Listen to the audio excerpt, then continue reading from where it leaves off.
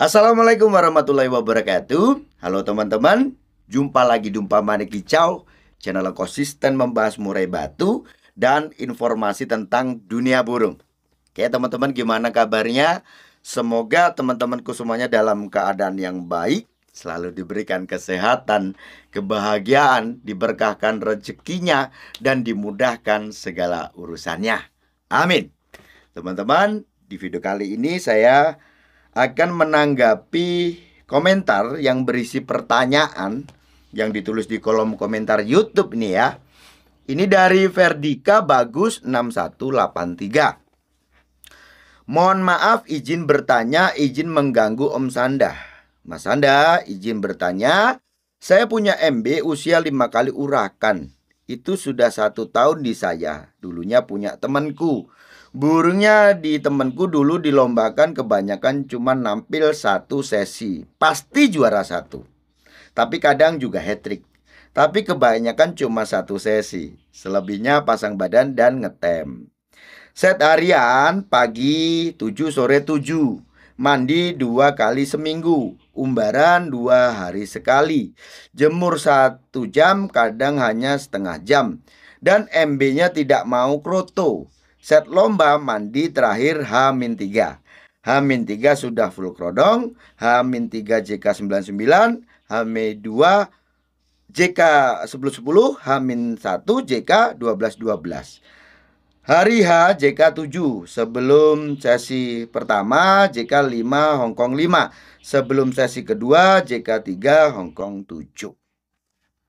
Oke, terima kasih atas pertanyaannya Verdika Bagus 6183. Kalau dilihat dari settingan lombanya ini hampir sama kayak Casper ya, main di jangkrik dan Hongkong. Nah, kalau untuk performnya itu mirip Lambada Reborn ya. Teman-teman udah tahu kan Lambada Reborn, mainnya kan enak gitu ya. Mainnya enak. Waktu dia nampil itu enak. Ya, durasi dapet, burungnya ngotot gitu kan. Bagus lah untuk Lambada Reborn. Nah, Lambada Reborn ini banyak yang tahu enaknya itu hanya 1 sesi. Ya, dimainkan tuh hanya 1 sesi. Kalau dia dimainkan 2-3 sesi itu ada penurunan performa. Gitu ya. Cuma ya kadang juga dia masuk gitu teman-teman ya, tetap kerja dan dia masuk. Tetapi memang beda. Beda sesi pertama dengan sesi kedua untuk performanya. Ya, jadi di situ memang ada penurunan performa. Gitu loh ya. Ini hampir sama kayak Lambada Reborn. Jadi Lambada Reborn itu kakaknya Avatar itu loh teman-teman ya. Oke. Nah, gimana caranya supaya burung ini ya bisa kerja stabil 2-3 sesi. Apakah burung seperti ini bisa diupayakan? Ya, insya Allah bisa gitu ya. Coba kita otak-atik lagi. Biasanya burung-burung seperti ini di awal itu dia memporsir ya. Dia itu kerjanya ngotot, enak pokoknya. Maka di sini dikatakan dia selalu juara 1 kalau kerja itu ya. Di awal itu dia enak kerjanya. Nah, mungkin dia memporsir tenaga di situ. Akhirnya apa? Di sesi kedua dan ketiga, di sini juga dikatakan burung itu banyak ngetem. Ya, ini kan jelas. Jelas kalau ada penurunan performa ini karena tenaga. Menurut saya seperti itu. Oke lah ya. Di sini juga dikatakan katanya burungnya pasang badan. Ya, pasang badan dan ngetem. Kalau pasang badan itu kan ya sebenarnya dia masih apa ya? Karena burung itu pengertiannya begini teman-teman. Di saat burung kita siapkan ya, kita lombakan, dia ketemu burung, dia beradu di situ, secara otomatis ya, ini normalnya memang ada kenaikan birahi dan emosinya gitu ya. Di situ dia masih punya keinginan tarung, tetapi tenaga nggak ada ya akhirnya pasang badan, dan kalaupun dia bunyi-bunyi dia ada ngetem-ngetemnya. gitu ya. Nah, sekarang gimana caranya mengupayakan burung ini agar bisa main 2-3 sesi? Ya stabil mainnya. Kalaupun ada penurunan performa itu enggak drastis. Gitu ya. 11-12 lah ya. Oke. Teman-teman, kita udah tahu kan ya, untuk supaya burung mempunyai stamina yang bagus, itu kan ada latihan fisiknya. Seperti mana umbaran. Ya. Jadi umbaran itu fungsinya untuk membentuk stamina. Stamina itu apa? Yaitu supaya si burung ini dia kuat untuk melakukan aktivitas dalam waktu tertentu. Kan begitu pengertiannya. Gitu ya. 10 menit dia kerja terus. Supaya ada juga yang bilang itu supaya dia punya nafas panjang, supaya dia tidak mudah capek. Kan begitu ya. Itulah arti dari stamina. Cuma stamina ini bagus ya, tenaganya juga harus didapat. Dapatnya dari mana? Tenaga itu dapatnya dari makanan, dari nutrisi. Gitu ya. Artinya kita sudah punya poin di sini bahwa untuk supaya burung punya stamina bagus, agar burung itu istilahnya punya nafas panjang, burung itu bisa melakukan aktivitas tarung itu tadi ya, dalam waktu tertentu 10 menit, ya panjang lah intinya seperti itu. Ya, perlu ada latihan fisik seperti mana umbaran. Nah, kalau bicara tentang nutrisi, di sini kan sebenarnya sudah ada upaya untuk menaikkan jangkriknya. Mulai dari H-3, H-2, H-1 itu sudah ada upaya. Hanya saja sayangnya burung ini tidak doyan kroto. Ya. Di sini kan dikatakan seperti itu. Artinya sebenarnya Om Verdika Bagus itu juga udah paham bahwa untuk menaikkan tenaga itu dari makanan, dari nutrisi, gitu ya. Nah, teman-teman, kalau orang-orang dulu gitu ya, orang-orang yang sudah lama bermain di kelas murai batu, mereka itu sewaktu burung mau dilombakan, disiapkan untuk dilombakan, itu biasanya dibom kroto. Gitu kan ya. Ada yang dia itu nggak pakai settingan, full kroto. Ada yang kroto itu hanya diberikan sewaktu burung mau disiapkan. Dan juga begini teman-teman, burung-burung yang sering masuk YouTube, yang sering juara ini ya, ini banyak loh ya, yang masih menggunakan settingan full kroto, gitu ya. Nah, tapi sayangnya burungnya di sini kan nggak doyan kroto. Terus gimana? Memang di sini ada kenaikan jangkrik yang maksudnya untuk tenaga memang. Pertanyaannya apakah ini cukup?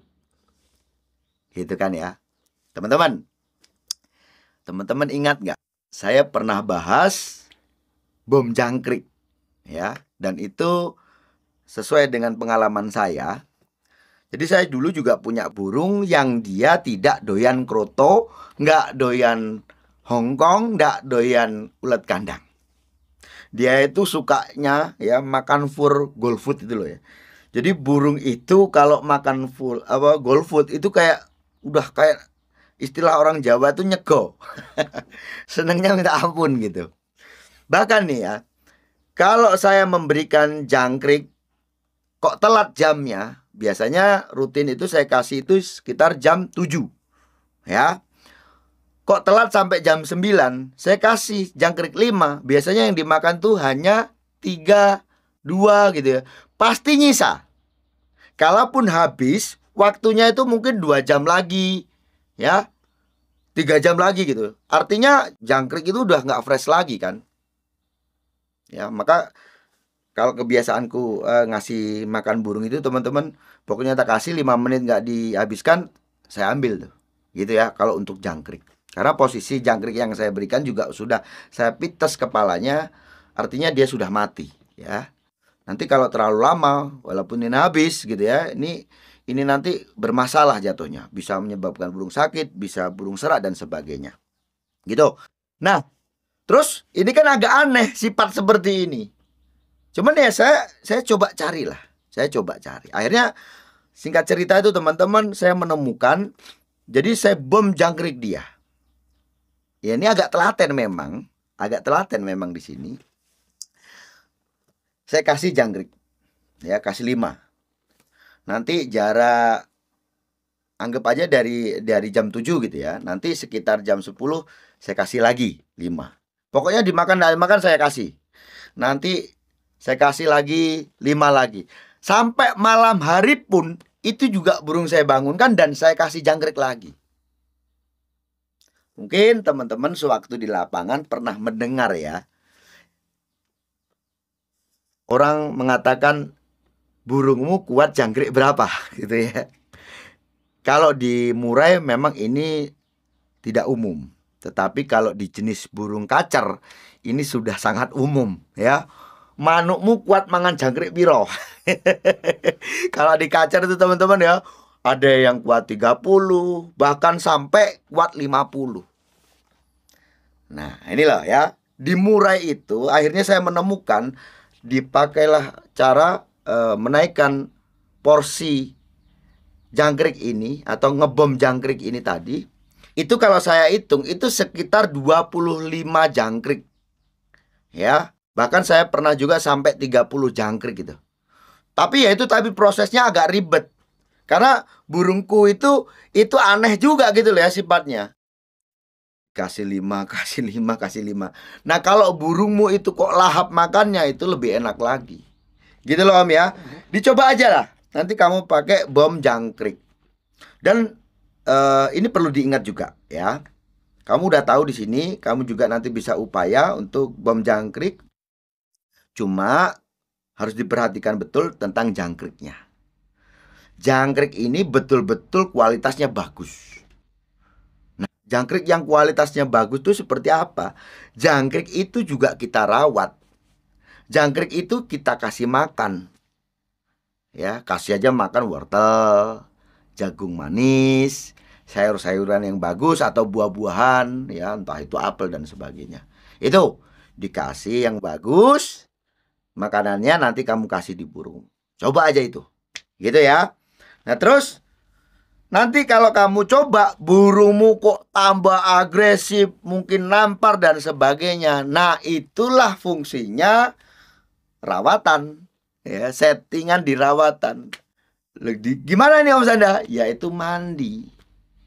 Setelah kamu bom jangkrik, ya, ini kan upayanya di bom jangkrik nih. Artinya kita menaikkan tenaga, maunya seperti itu. Tetapi juga secara otomatis nutrisi ini juga nanti akan menaikkan birahi dia. Nah, sedikit meredamnya karena yang dibutuhkan adalah tenaganya, yaitu diredam dengan mandi. Mandi itu bisa kamu lakukan sebelum burung digantangkan atau kamu mandikan sebelum burung itu mungkin 1 sesi sebelum gantang, gitu ya. Kamu bisa lakukan sebelum berangkat ke lomba atau kamu bisa mandikan sebelum burung itu 1 sesi sebelum gantang. Itu upayanya Om ya. Atau gini juga, bisa pakai upaya itu pemberian suplemen. Yang suplemen sifatnya itu untuk menaikkan tenaga. Kalau stamina kamu mungkin sudah punya umbaran, silakan diumbar. Nah, nanti kamu bisa pakai suplemen ini yang dia itu konsentrasi tinggi di tenaga ya. Contohnya seperti ini. Nah, ini ya. Ngedur. Jadi ngedur ini dia konsentrasi tinggi di tenaga. Di sini dikatakan itu tidak menaikkan birahi. Jadi kan aman tuh. Nanti kamu jangan takut nanti terus burungmu tangga agresif dan sebagainya. Karena di sini tidak menaikkan birahi. Dia konsentrasi tinggi di tenaga. Mungkin gitu ya. Mudah-mudahan setelah kamu coba ini burungmu jadi enak ya, stabil main 2-3 sesi.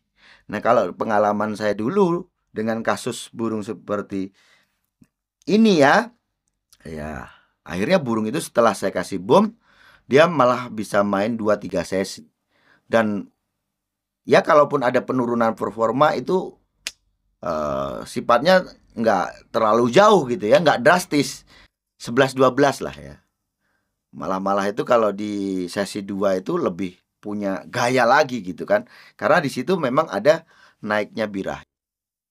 Gitulah ya. Saya rasa cukup sekian. Sukses selalu.